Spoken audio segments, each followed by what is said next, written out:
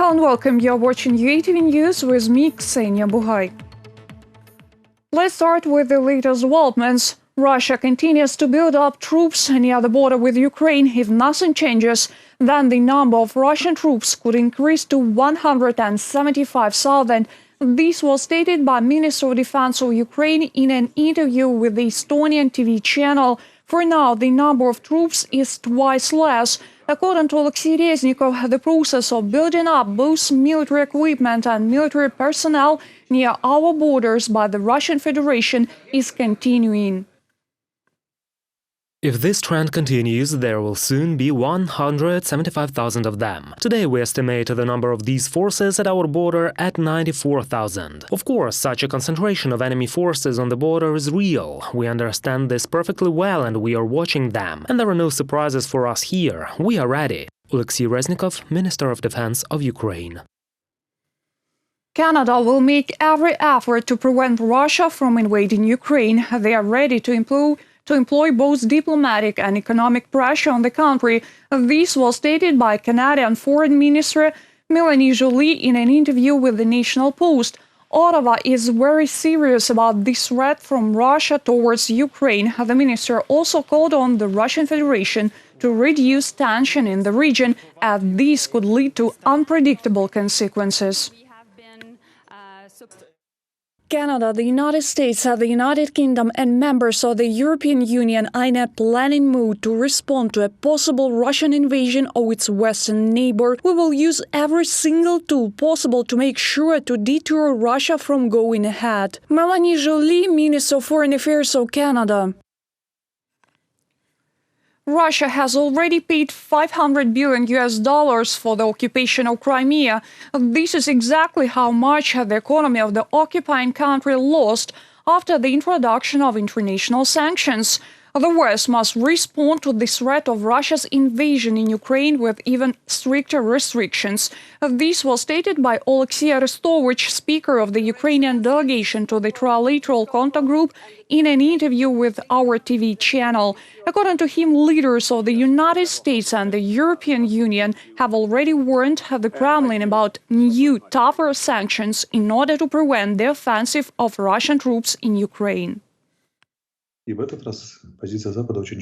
This time the position of the West is very clear. They've prepared this package of sanctions before anything happens. It is designed to deter Russian aggression. That is, the Kremlin is told that, guys, if you continue in this manner, you will face tougher sanctions. If you try to do anything, the consequences will be severe. Everyone, even such moderate partners as France and Germany, warned Russia that its aggression will be costly. US sanctions could freeze financial accounts and transactions around the globe. Because if the United States imposes sanctions, then their justice works in such a way that they are ready to persecute people who violate these sanctions all over the world. Accordingly, companies that will cooperate with the Russian Federation, including European, Japanese, Chinese, whatever, are immediately subject to sanctions themselves. One cannot break the sanctions blockade.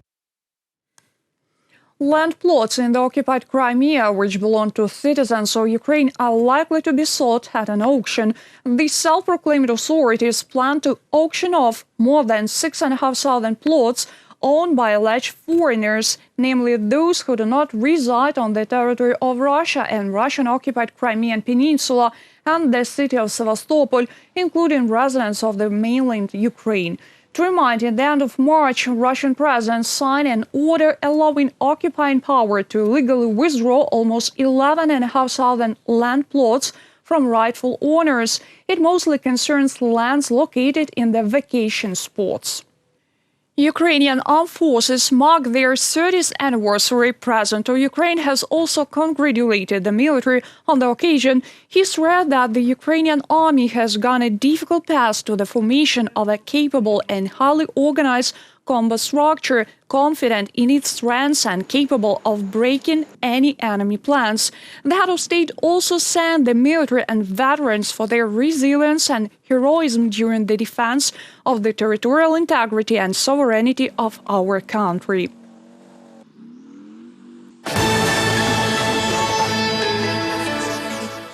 The UN stresses countries should pay more attention to the issue of protection of rights of people with disabilities, in particular in Ukraine, where there are almost 3 million of them. Very often, different disabilities prevent people from visiting public offices or from using the public transport. The relevant infrastructure is not developed enough. Moreover, the coronavirus pandemic made the situation even more complicated. Many people with disabilities have lost access to work and treatment. Besides, often many of them also face discrimination. In order to meet the new challenges, the UN has developed a relevant document. Кожна сьома людина Every seventh person in Ukraine is a person with some disability. And I'd like you to pay attention to the UN data showing that 46% of seniors who are 60 and older are persons with disabilities. According to UNICEF, 10 million people in Ukraine are undernourished. The absolute majority of them are persons with disabilities. The United Nations in Ukraine has developed a policy paper on disability, which is a brief analytical document of our analysis of the situation in Ukraine and with a set of policy recommendations for Ukrainian state institutions. And on the 13th of December, we plan to have an online presentation of this document. Symbolically, it's the day of the anniversary of the Convention of the Rights of Persons with Disabilities. Over the past 24 hours, more than 70,000 Ukrainians got vaccinated against coronavirus. More than 27,000 were administered the first dose, while more than 43,500 completed the course. According to Health Minister Viktor Yashko, 38% of adult Ukrainians are fully immunized. Besides, as of December 6, a bit less than 4,500 Ukrainians got sick with COVID. The minister notes, in spite of the fact that the current wave of pandemic is gradually declining, it's not the time to relax. Незважаючи на те, що в Україні четвертий тиждень триває спад захворюваності на COVID-19. Despite the fact that the decline in COVID-19 incidence rate in Ukraine is observed for the fourth week in a row, the amount of the new cases recorded declined by 15% and the amount of people hospitalized by 13%. The coronavirus pandemic is not over yet. On behalf of all Ukrainian doctors, I urge everyone who hasn't got vaccinated yet to do it as soon as possible. That would be your personal contribution to our readiness for the next wave of the pandemic. The new quarantine restrictions were introduced in Ukraine today. The mostly concerned citizens living in the yellow and red zones of epidemiological danger. Starting December 6, one cannot visit gyms, cinemas, cafes, or leave to any other regions of the country having no vaccination certificate. Earlier it was allowed in the yellow zone. Besides, the validity of the first dose certificate is reduced.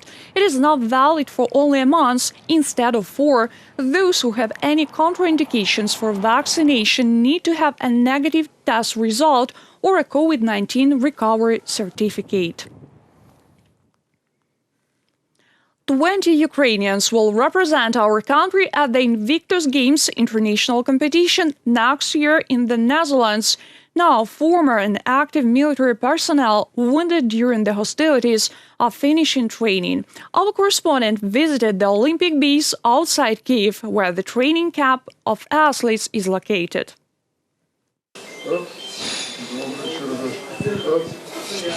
Tyra, under this call sign, paramedic Yulia Payevska has been evacuated wounded military and civilians in the Joint Forces Operations Zone for 7 years. Helping others, she herself was wounded. Invictus Games helped her recover physically and emotionally. It all started as rehabilitation. For me, it is very important how I look, as for every woman, of course, and sports gave me the opportunity to gain shape. I'm now satisfied with how my body looks and functions, and this is such a great step in psychological recovery, because of course we are a bit traumatized. Yulia is the only female participant in the Invictus Games national team of Ukraine. She has been preparing for the competition for several years. My shoulder was very injured. Thanks to powerlifting, I was able to make it function properly. The head coach praises Yulia but refuses to predict the outcome of the competition. He says it's bad luck. We are all superstitious, but let's hope for the better. Now the athletes finish training as part of the general camp and then will leave home to prepare on their own. They will meet in Kyiv in March next year at the final training camp before the competition in The Hague in April of 2022. First of all, it is important to provide an incentive to change one's image and lifestyle to the right and healthy. Competition is only a part of the whole process of sports rehabilitation. The main task is to acquire the habit of regular training. Along with coaches, psychologists are also working with the military personnel. After all, Invictus Games are primarily designed for rehabilitation and socialization of servicemen. This year we initiated amendments to the legislation on physical culture and sports, which was supported by the relevant committee of the parliament and has already been submitted to the second reading. We propose to consider veteran sports as a separate area of sporting activity. Such a legislative initiative will help to develop new programs in the future. The international competition was founded in 2014 by the grandson of British Queen Elizabeth II, Prince Harry. Ukraine joined the 2017 Invictus Games, making a competition debut in Toronto. 2022 Games will be the third for our country. Veterans will compete in swimming, powerlifting, archery, track and field athletics, simulator rowing, sit-in cycling and wheelchair basketball. Reported by Vadim Kramer and Yulia Hranovska, UATV News.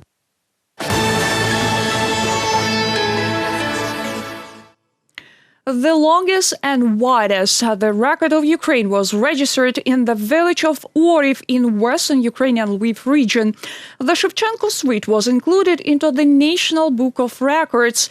Its length is 14 kilometers and 855 rural houses are located there. Now locals believe that their village will become more popular and more tourists will arrive. More details in our following story.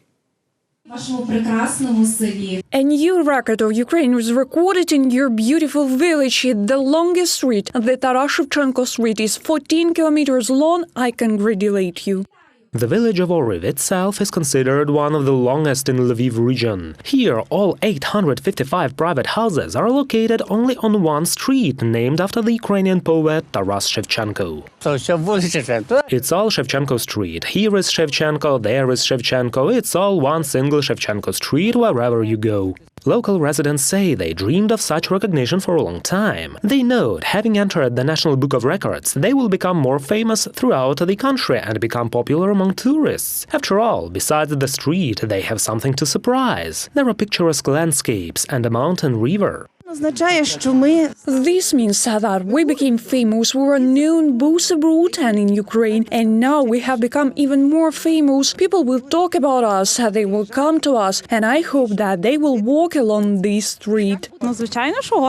Well, of course, I'm proud and happy to live on the longest street.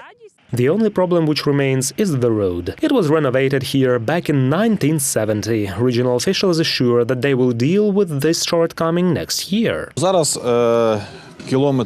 Now a price of a kilometer of road in terms of minor current repairs starts from 4 million hryvnias. Given the mountainous part where we are, here accordingly the cost will be much higher, because an additional drainage system is required here. It is necessary to additionally build retaining walls, since there are many rivers, we have to build bridges. There are several kilometers need to be done to have a good road and a perfect journey. One can combine cultural recreation in Truskavets and active ecologically clean recreation in the village of Oriv. Besides, they also plan to install an observation tower and improve the bicycle infrastructure in the village. Reported by Vadim Kramer and Julia Bill, UATV News. The United States will launch a Ukrainian satellite SH-230 into space.